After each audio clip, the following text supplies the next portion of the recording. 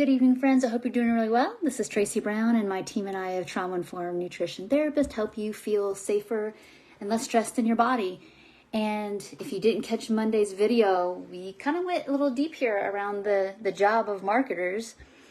The psychology professionals that end up working for industries that sell stuff about making you think you have a problem that you don't really have, and then selling you back a solution that will fix the problem they created in the first place. That's essentially what we talked about in Monday's video. So today this is going to be really short. I just want to give you a reminder if you haven't quite thought about this more yet, or maybe need to hear it again. But again, I found this slide deck that I thought was really fun. And the bottom line is that when we buy into the thin ideal, the marketing is that it is okay, that you have to accept that judgment of you basically is based on how you look, which therefore makes you feel like, well, to belong, I need to take up less space and be smaller, which therefore means I have to shut off my interoceptive ability to know what I need and to take care of myself, and to actually pursue real health and true health, physically, mentally, emotionally, spiritually.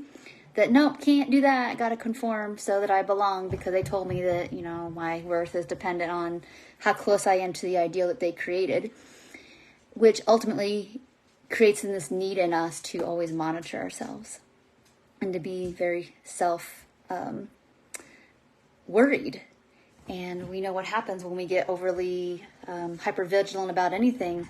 It starts to take over, it starts to become our life versus, we're living our life. And there's a lot of things that are happening, and our eating is just one piece of that. So I'm just curious, after watching Mondays and then hearing this a little bit, where do you want to stand? I think sometimes we feel like that we have to believe what everybody else says, including me. But it's like, how do you feel about this? How do you feel about that? That you even, like, the idea, like, oh, I've been trained to be afraid of rejection for how I look my whole life. Well, maybe I don't have to feel that way. Maybe I don't have to do it. I know it's easier said than done, but you can learn, because our brains have neuroplasticity. We can learn new things, and we can grow our capacity to actually just not agree with everybody. That's totally something we can do. How would that feel to you inside to be able to do that? How would that feel to you inside to just because the cultural, the fitness, the health, just because let's talk about health for a second.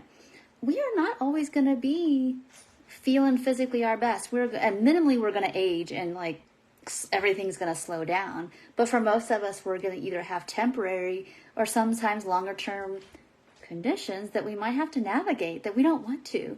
That doesn't make you less of a person. What about the idea that your worth is somehow like, well, at least if I can't be thin, at least I can be fit?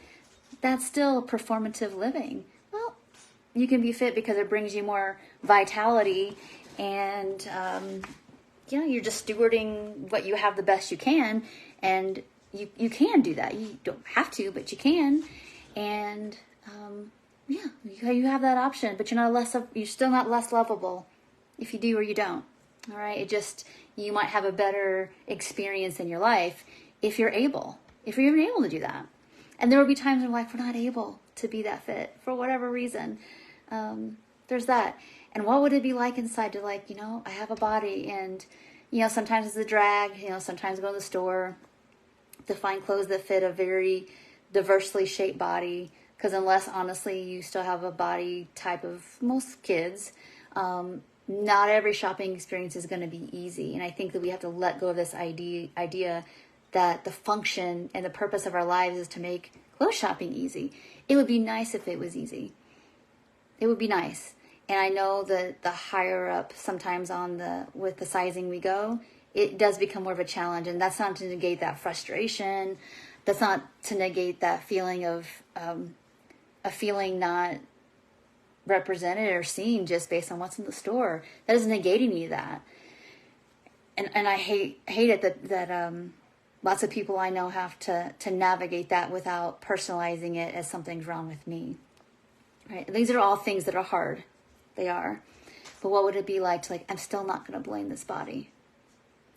just because by lack of clothes in the store, you know, that's a message to me that my inherent worth and value aren't based in this, even though that really hurts and it's a big inconvenience for sure. But it still doesn't mean that we don't take care of the bodies we have.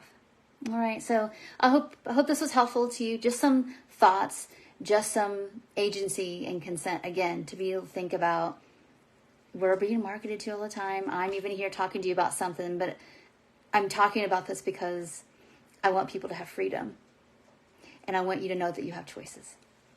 And that's it. So thank you all so much for watching. Hope you have a really good rest of your day. And if you haven't seen the first video, please watch that one first. This one will make a whole lot more sense because this is kind of like a part 2 add-on kind of thing. So thank you so much for watching. I hope you have a great rest of your morning, evening, whenever you're watching this. And I will see you in the next videos. Bye for now.